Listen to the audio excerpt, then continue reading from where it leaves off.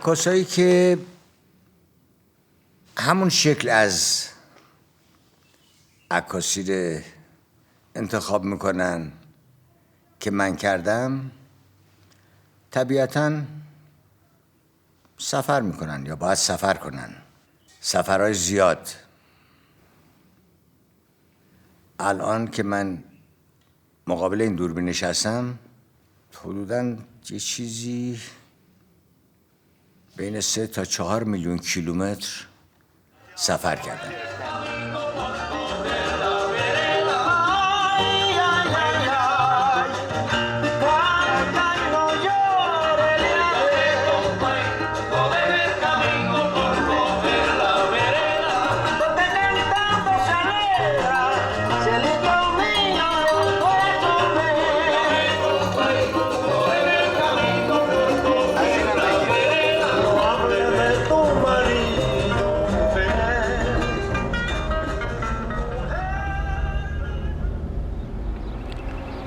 اینجا قله های دنا خیلی خوب دیده میشه. بندر صیادی رمین، اولین بندر بعد از چابهار به طرف گواتر. شاخه درخت یه چطور مثلا اومده، نگاه عجیب نیست؟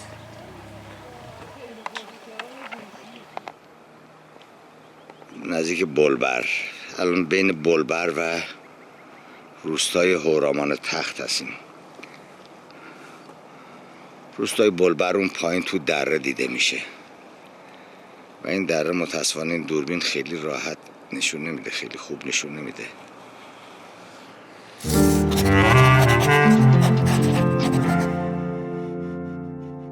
خود سفر کردن و الزاماتش یا اون چیزایی که لازمه مثلا یه عکاس بهش توجه کنه، خودش یه داستانیه. بعضی وقتا آدما این داستان رو مثلا داستان واسه بعضیا اینطوری شروع میشه که مثلا یادتون نره که مثلا آب کافی همراه داشته باشید، بنزین اضافه همراهتون باشه، یا نمیدونم چی اینا میشه واسه این لوازم یه لیست طولانی تهیه کرد. اما راستش بخواید من هیچ وقت اینطوری سفر نکردم. حالا منظورم این نیست که چیزی همراه خودم نبردم، نه، ولی اینجوری نبوده که حالا یه لیستی رو، یه چک لیستی درست کنم بعد بگم که خب حالا اینو دارم اینم دارم. اما مهمترین چیزی که باید همراهتون داشته باشید به نظر من روحیه سفر کردنه. اینکه از قبل خودتون رو واسه هر پیش آمدی آماده کرده باشید و زیاد نترسید. من بارها وقتی میگم یه چیزی بین 3 تا 4 میلیون کیلومتر سفر کردم، معنیش اینه که بارها با یه چیزایی روبرو شدم که هیچ وقت فکرش نمی‌کردم. مثلا رفتم یه جایی گرفتار سیل شدم، ماشینم آب برده. خب برده، بالاخره میمونید یه کسایی پیداشون میشه یا نمیشه، یا نمیدونم یه ماشینی از اونجا عبور میکنه یا نمیکنه و مسئله رو حل میکنید دیگه. خود من بعضی وقتا فکر کردم تموم شد، آخرشه. یعنی یه جایی گیر کردم که دیدم نمیشه، اما همونطور که میبینید من هنوز زندم.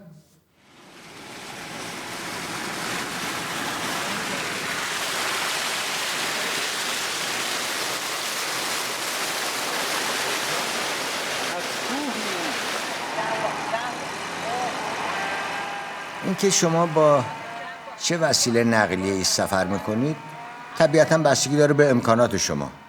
مثلا بعضیا فکر میکنن که مثلا واسه عکاسی از کویر حتما باید یه ماشین فورویل داشته باشن. خب این بدیهیه که یه ماشین فورویل واسه سفر تو مناطق کویری مناسبتر از یه ماشین غیر فورویله. اما الان من به شما میگم که بیشترین تعداد عکسام رو با همون ماشینای غیر فورویل گرفتم. من با همون لاده ها یه جاهایی میرفتم، وقتی واسه بعضیا تعریف میکردم اصلا باور نمیکردن. یه جایی رو همیشه من یادم آخرا رفتیم دامنه سبلان اشعار شاه سون عکاسی کنیم. من هر چی میخواستم برم بالا نمیرفت، ماشین نمیکشید، نمیرفت بالا. راستش بخواید خانم یک کمی بفهمی نفر این کلافه شده بود. گفت من پیاده میشم. وقتی پیاده شد من با دنده عقب رفتم بالا. با ماشین رفت. چیزا رو خیلی سخت نمیگیرم، خیلی سنگین نمیگیرم، خیلی بهش اهمیت نمیدم اونجوری. عکاسا، منظورم عکاسایی از جنس خودمه، اونایی که دنبال عکاسی از سوژه‌ای مثل اون سوژه‌ای که من داشتم میرن. اینا به مرور زمان و خواه نخواه هواشناسی هم یاد میگیرن.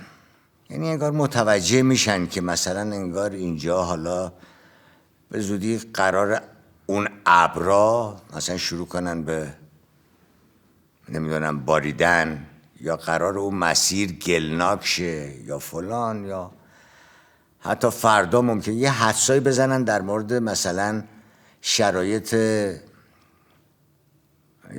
وضعیت زمین مثلا در روز بعد. اینا تجربه است دیگه.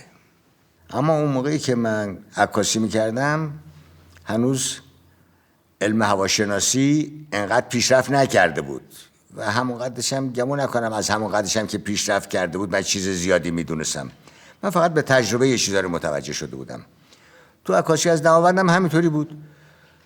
یهو میدید اصلا دماوند دیده نمیشه، بعد یهو 10 دقیقه بعد یهو متوجه شد که ابرا همه یهو لیز میخورد میرفتن تو اون دره هراس و یهو دماوند روبرو وایساده.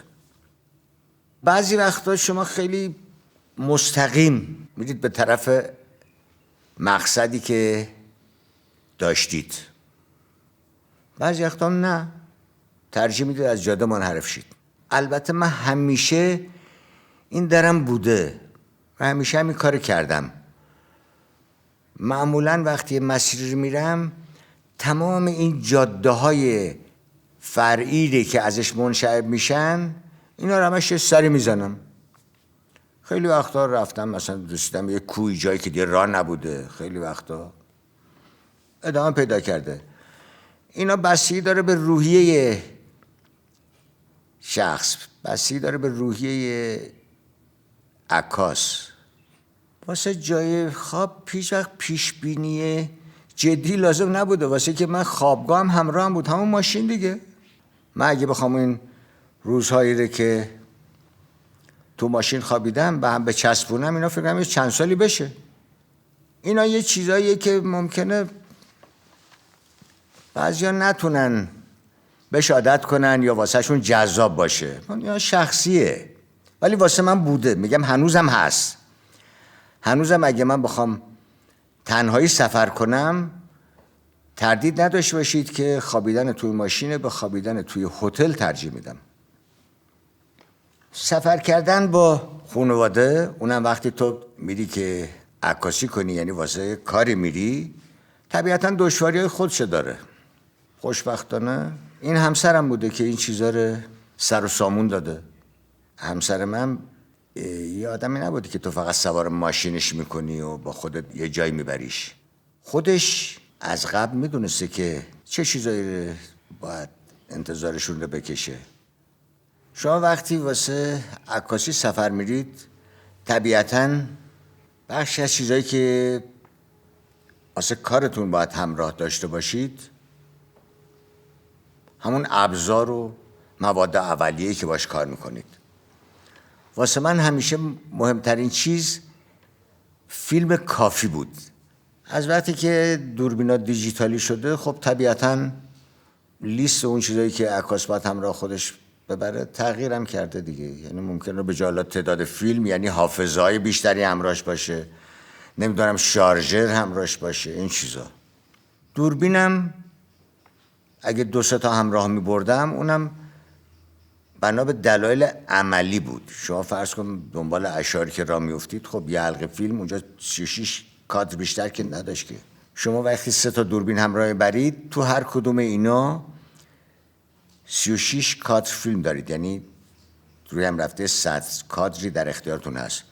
و واسه سوژه عکاسی از یه سوژه‌ای که متحرکه و شما مجبورید که خیلی عکس بگیرید، این مهم بود که درست اون لحظه‌ای که شما احتیاج دارید که میخواید عکس بگیرید نکنه که دوربین تو فیلم نداشته باشه. خب این دوربین میذارید کنار، از دوربین بعدی استفاده میکنید. البته من همزمان روی این 3 تا دوربین لنزهای مختلفی هم میذاشتم. یعنی مثلا روی یکیش لنز واید بود، یکیش یه لنز مثلا نرمال و یکی هم یه لنز تله، که مجبور نباشم به خاطر یعنی بسیار تعویض لنز اون لحظه ایره که میتونستم یه عکس دلخواه رو بگیرم اون لحظه رو از دست بدم. عکاس به نظر من باید هرچی میتونه البته جمع و جورتر و سبکتر سفر کنه. این که مدام به این چیزا بخواد فکر کنه، اینا یه مقدار از اون تمرکزش کم میکنه.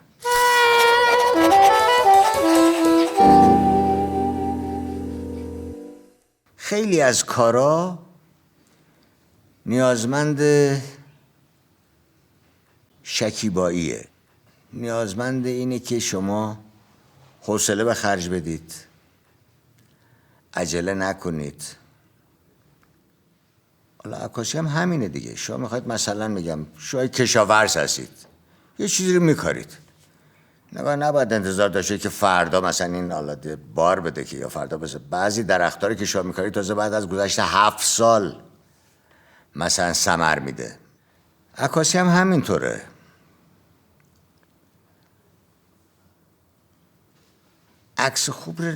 عکسای خوب رو نمیشه، یعنی نباید انتظار داشت که شما مثلا در یه برهه زمانی کوتاه تعداد زیادی عکسای خوب بگیرید.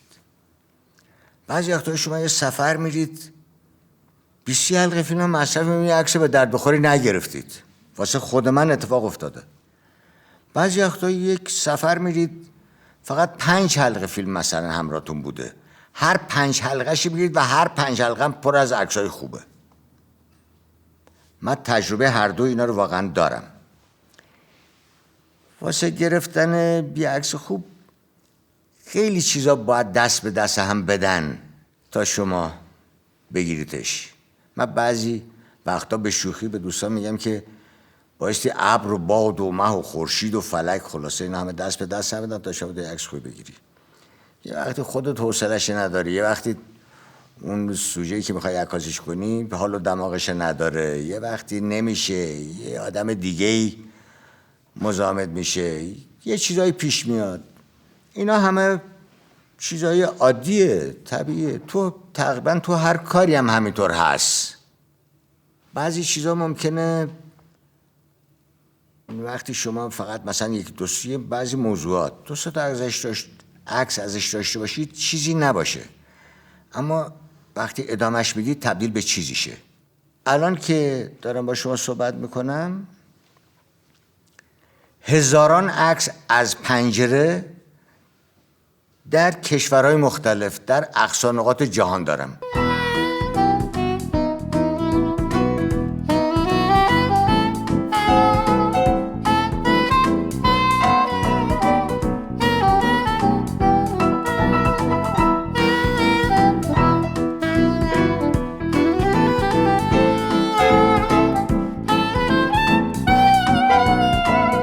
به راحتی میشه چند جلد کتاب از اینا در آورد که البته من نخواستم درارم. هش فکر کنم اینا خیلی چیزای خوشگلی هن. بعدم میگن که استاد در این اواخر دیگه حالا دنبال چاپ کتابای خوشگل مشکل میره.